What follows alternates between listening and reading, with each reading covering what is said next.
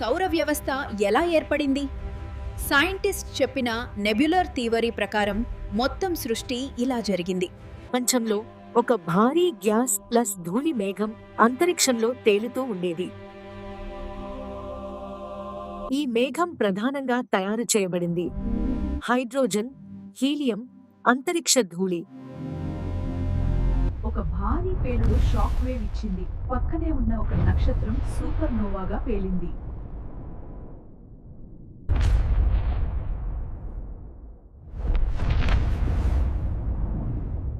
ఆ shock wave నెగ్యులాని తాకి అది కూలిపోవడం ప్రారంభమైంది.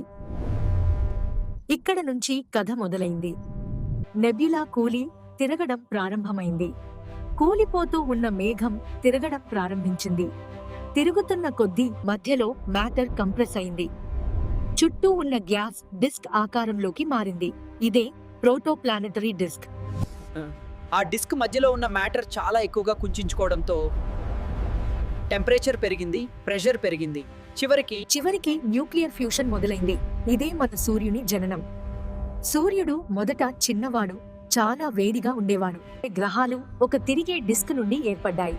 సూర్యుని చుట్టూ తిరుగుతున్న ధూళి మరియు శిలలు క్రమంగా కలిసి పెద్ద బంతులుగా మారాయి. ఇవి గ్రాడ్యువలీ ఒకదానితో ఒకటి ఢీకొన్నాయి, కలిశాయి, పెద్ద మాస్ అయ్యాయి. ఇలా ప్రోటోప్లానెట్స్ ఏర్పడ్డాయి. తరువాత ఇవే Mercury, Venus, Earth, Mars, Jupiter, Saturn, Uranus, Neptune లాగా గ్రహాలుగా మారాయి. ఎందుకు దగ్గరలో రాకీ ప్లానెట్స్, బయట గ్యాస్ ప్లానెట్స్? సూర్యుడికి దగ్గరలో హీట్ ఎక్కువ, గ్యాస్ నిలవలేదు.